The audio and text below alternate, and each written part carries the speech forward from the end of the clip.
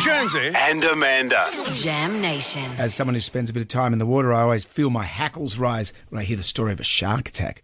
In our harbour last night, And Elizabeth Bay. That lady was bitten in Elizabeth Bay, just 20 metres off a private jetty. She's going to pull through, though, thanks to bystanders, one of which was a vet, and not a vet.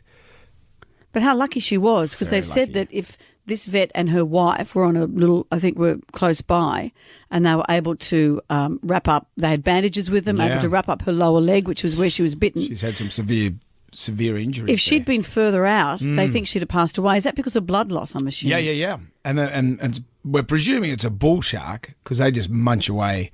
And as a rule, I don't usually swim in Sydney Harbour. I certainly spend most of my time floating around in there when we sail and we sink around that area as well. But there's lots of Shark Island and stuff like that. But aren't there are lots of harbour beaches. Yeah.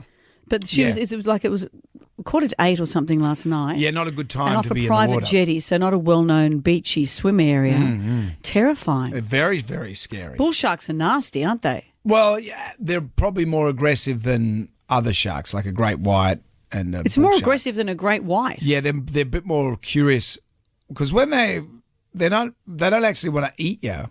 They just want to test what that is, because we're not really good eating in the shark world. We're not like a seal or a whale. Not enough blubber. Not enough blubber, or depending on what areas you go to, I suppose. But we're all bony and sinewy, and so what they do. The problem is how they feel what they're going to eat. Is they do it with their teeth. Right. So if they nick your femoral artery, then it's game over. Because often you hear about dogs being taken in the harbour and things like that by bull sharks. Yeah. And so do you ever think about that when you're bobbing around? I do when we're stuck out there in the middle of the harbour, floating around. That's where I get the rest of the crew and push them towards the back of the boat. Yeah, the ones who've got more blubber. Yeah, I go, Jerry, you've had a good life. You can be the burly today. I'll sit up the front.